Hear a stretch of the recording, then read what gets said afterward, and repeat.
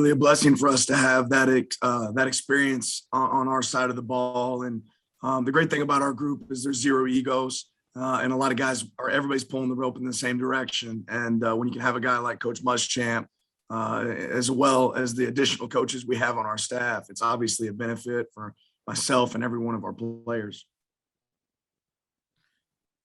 Dan, speaking of blessings, it's hard not to notice how you've been blessed in the last several years being at Georgia. Just from an employment and compensation standpoint, I haven't done the math on the exponentiality of it, but obviously, you and your family have been very well blessed here. But can you just talk about that doesn't happen without opportunities to go other places, about your decision to continue to stay at Georgia, what you're trying to accomplish here, and kind of what Georgia has given you in terms of the support and to be able to do your job and concentrate on your job?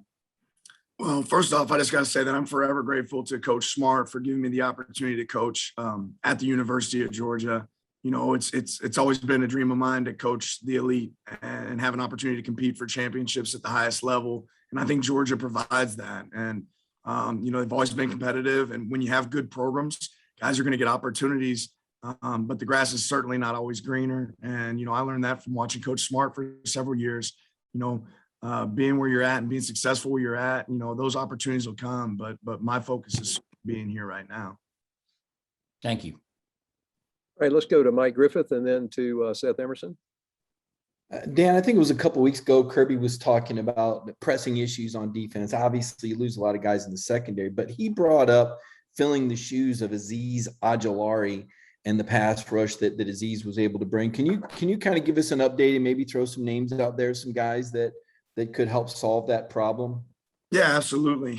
Obviously Azeez provided a lot of consistency for us in a pass rush standpoint, and his success also limited maybe some other guys' opportunity on the field. So we know, obviously Adam Anderson's skill set and his ability to rush the passer. I think it's going to create some opportunities for guys like Nolan Smith, Robert Beal that have, been sharing some of those reps in the past. And then Trayvon Walker, I expect, really big things to show up with him, and excited about some of the young guys that kind of come into the fold. And I think we will continue to adapt defensively about where we create pressure, where we create those one-on-ones. Maybe that means there's going to be some more one-on-ones inside rather than, out on the edge. But I feel confident we've got the guys that can replace some of that production for Azeez, and also excited to see what Azeez does at the next level for the Giants. Dan, I wanted to ask about pass defense going forward. It's obviously, you look at the NFL draft, not a talent issue last couple of years. Your all's run defense 1-2 in the country, your first 2 years as coordinator. Pass defense, is there anything you can do at this point? Have you spent the greater part of the last offseason trying to figure this out? And obviously you don't want to tell Clemson whether you've concocted a magic formula, but where are you in trying to figure out how to navigate this? Yeah, I think, Seth, the game is certainly obviously changing, and we've always been built on stopping the run. I don't think that piece changes, but we have to be creative. And I think every single year that we've been here defensively, and Coach Smart's always pushed this, we're going to continue to look to adapt and change. You bring in Coach Adai from West Virginia, had the number one pass defense in the nation. Last year, you obviously had Coach Muschamp in the mix, and we'll always have some new, fresh ideas of how we can adapt and do things differently. And then a lot of it plays to your players' strengths. When you have guys like Tyson Campbell and Eric Stokes, you're going to play and put those guys on islands a little bit more. And there were some more explosive plays last year than we want, and we're charting those and keeping track of those throughout practice. But we'll definitely adapt and look for ways to prevent those shots down the field. And let's go to Mark Weiser and then Dean Legge. Dan, regarding adding Tyke Smith and Darian Kendrick, specifically, what does each bring individually with their skill set that you think can improve your back end? I think they're both really instinctual players. You talk about, obviously you want the athleticism piece, and but both those guys have tremendous football instincts, in my opinion. And they're not coming unpolished. They have some, been developed in places that they were at. So they come here, with the ability to adapt and pick up. I think, going through some of the player-led stuff they were able to do this summer, they really got a leg up and coming in and pick up our system. Also think that gave us a chance to, rethink. We have some young freshmen, some new guys in, rethink how we, deliver the message about what we're doing in the back end and making sure it's a simple message that we can execute. But certainly excited about those two guys.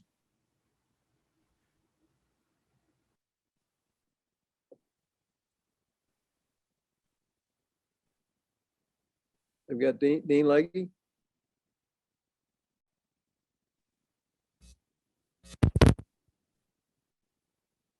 Dean? How about now? Okay, got it. Gotcha.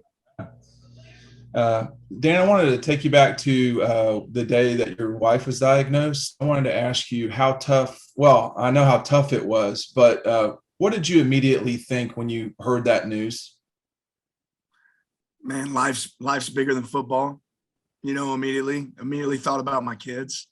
And then thought about how grateful I was that, it came when we had great support. At that time I was with Coach Norvell, but, quickly heard from other coaches that I coached with in the profession, whether it be Coach Smart, whether it be, coaches that I coached with at Alabama, and that family, that unique support that we received was obviously a blessing. But yeah, you get scared quick and you realize, man, life is a little bit different than just ball. And that was a good refresher for me. Certainly was. All right, let's go to Jake Rowe and then Connor Riley. Coach Lanning, I wanted to ask you, obviously you're in charge of the defense, but I would imagine you're a pretty big fan of the offense as well. And, through a couple of days of you guys being in pads and everything, what's kind of your impression of how that group looks? And is there any particular area they're kind of giving you trouble right now? Well, we one of the goals coming into fall camp was to create that competitive atmosphere between both sides of the ball. And I'd say they've certainly won some and we've certainly won some. But it's fun when you have a side of the ball that's really talented. And I think Coach Monken and his side of the staff do a phenomenal job of getting those guys ready to play. And they're doing a lot of things that stress us defensively, which is good. I'd rather see that now than when we get to season. But, JT is obviously an operator. They have a lot of talent in the backfield there, and excited to see some young guys step up on the other side of the ball and stretch us vertically and, really attack a lot of pieces that are tough for us on defense. So it's a good group to go against. Hey, Dan, I wanted to ask you about Jordan Davis. What has impressed you about how he's developed, and what are you looking to see him sort of add to his game this year as he comes back for his senior season? Yeah, I mean, Jordan just doesn't get moved. I know we always talk about his size, but I think one thing that he's continued to improve on, it's not just be a guy that doesn't get moved and eats up a block, but be a guy that separates from a block. I'm anticipating Jordan being a guy that can play, 3 downs. He's got to get his body in position where he can do that because he is extremely athletic. He's super talented. And when his conditioning, fits that, he's a guy that can create issues on first and second down. When you have a guy that's Jordan's size, offenses are going to try to get the ball away from Jordan. And they're going to try to say, hey, we're going to make him a non-factor. But you see some plays, like in the Cincinnati game, we showed as a team defense the other day of Jordan running the ball down. And that's because of his conditioning. So if he's able to maintain that, it's going to allow him to really push himself and be a guy that can be an every down player for us. Let's go to Blaine Gilmer and then to Palmer Toms. Hey, Dan, wanted to ask you about offenses today. They're able to try to dictate to you guys with formation and motions and tempo. As that moves forward, the kind of the evolution of offense, are defenses, as you guys study in the offseason, able to do anything to kind of flip the script and dictate back to offenses what they can do? I think so, Blaine. It's a good question. I think one of the biggest things that Coach Smart's been able to do is, we adapt the way that we've practiced. Before, in coaching, you'd run a practice play. All the coaches would come back to the huddle. They'd coach the guy and what technique they did wrong. And then you go out there and set up the next play, line up and run it. Now with fastball, tempo offenses, coach creates those periods within practice, and it makes our guys communicate fast. And a lot of times you're going to be coaching it off of film, but it makes them react, go faster. So I think, always defensive football is trying to recreate what's going to happen in a game in practice. And I think coach has done a good job of simulating those situations. Thank you. Yeah, kind of going back to the idea of what's giving you trouble from the offense so far, the duo of Eric and Darnell, what's it like defending against them, and how do they, put pressure on your defense?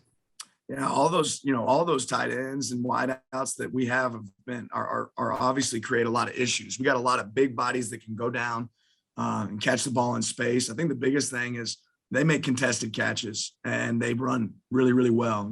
For Darnell Went being a guy that is over 270 and able to move like he moves, it's pretty impressive with a big catch radius. So even when you're playing tight coverage, that might not be enough. So that's something we're battling every day, and it's good for us to get to go against those guys in practice. All right, let's go to Vance Levy and then Davis Baker. Hey, Coach Lanning, you probably don't know this, but backers of Georgia football have been waiting for the depth at the defensive line for decades. Beyond the obvious of, shuttling in fresh bodies, what else does that give you as a coordinator that the layman fan or person wouldn't know about? Well, I think when you're talking about defense, defense is the ultimate team sport. And the more guys you're able to, involve in that process, when you have a lot of guys that can play at a high level, the more buy-in there is on your side of the ball. And I think we have really great leaders. We've challenged our players to make this a player-led team. And the more players that are involved, the more it becomes a player-led team. And we've always said, if you're good enough, you're old enough. Doesn't matter how old you are, but if you play at the right level with the right intensity, the right competitive toughness, you execute your assignment, then we're going to figure out a way to get you on the field. And I think that's been a benefit. Certainly will be a benefit this year. Hey, Coach, just looking forward to Clemson. What makes DJ Ukulele so unique at quarterback, and what challenges will he, give your defense? Ultimately, obviously, DJ's got great size, and that's something that sticks out to you. It's when you put a body on him, it's going to take, you're going to have to be great at wrapping up and finishing to truly tackle. I think he stands big in the pocket, and he creates some issues with his athleticism, his ability to run. And he's a guy that's always falling forward when he does, but he has a strong arm. He can push the ball down the field. So certainly a great quarterback for us to get to go against early. All right, we've got a few more minutes here, so we're going to open up. Anybody has a question, go ahead and fire away. Hey, Jake Roos here with Dogs HQ. Coach Lanning, I wanted to talk to you about Keely Ringo. Obviously, a tough season for him last year. Wasn't able to see the field. Expectations are huge. I guess just his attitude coming into this camp, what you've seen from him, and how far along he is, given that he had to miss so much of last year. There's obviously never there's nothing that can replace game experience, and Keely missed out on that. And on the same note, I think Keely's working extremely hard in practice to put himself in position to be able to go and make plays and learn what we do, defensively. And I'll say he's engaged. Keely's intelligent and he puts the time in. But we're going to continue to challenge Keely because I'm excited to see what this guy can do. He obviously runs extremely fast. He's got great size. And the more experience he gets, the more reps he gets, the better he's going to get. So he's done a great job so far working through fall camp. And we've had a lot of competition in that back end, with Keely, to create those guys coming out there to work every day in that environment.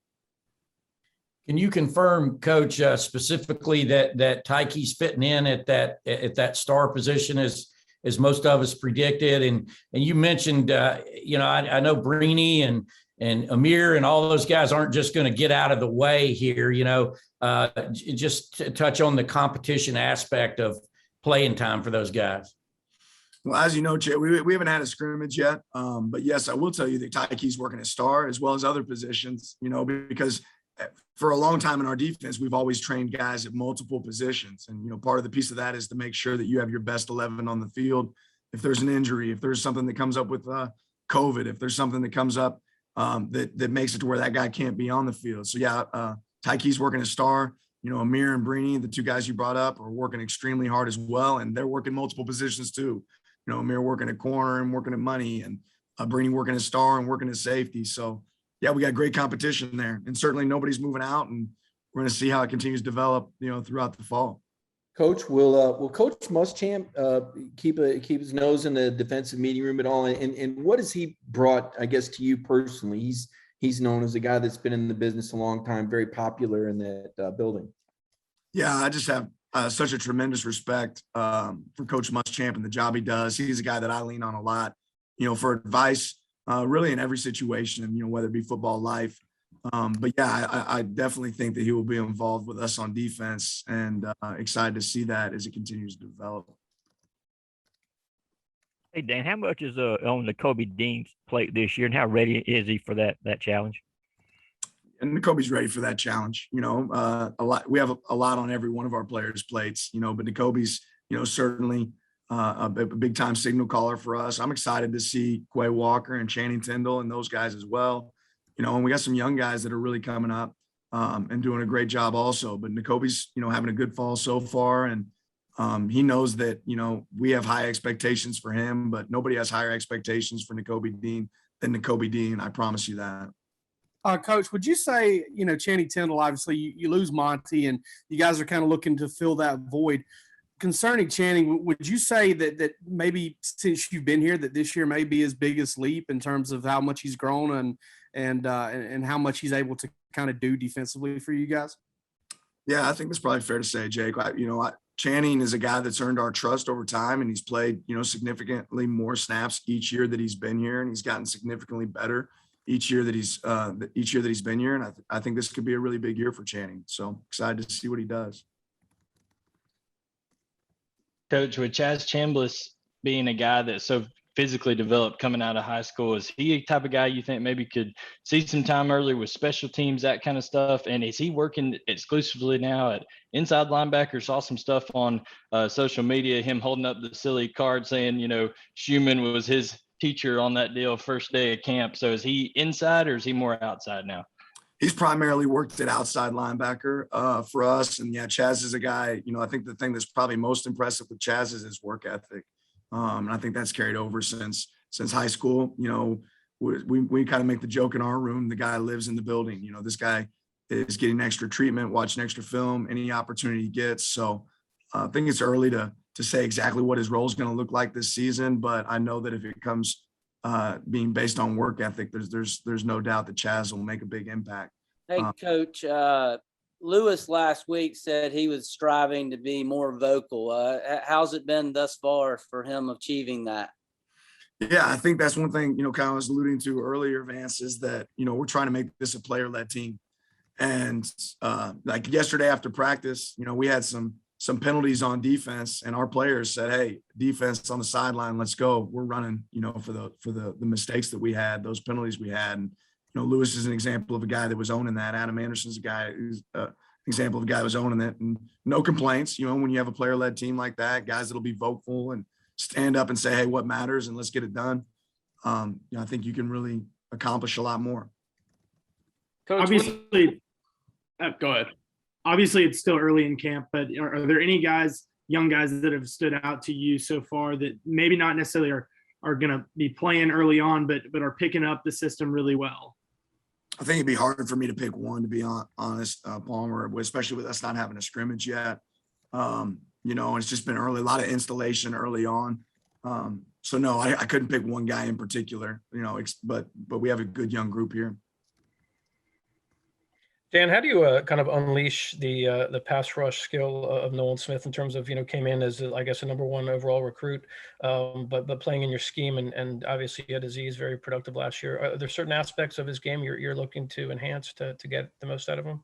Yeah, I think every one of us as coaches, our goal is to continue to develop our players and make them better each year. And, I think Nolan's been very conscientious about his development, from a pass rush standpoint this offseason. And, right now, every single day in our team meetings, we're showing a pass rush of the day. Nolan's been on there, who's executing moves at a high level.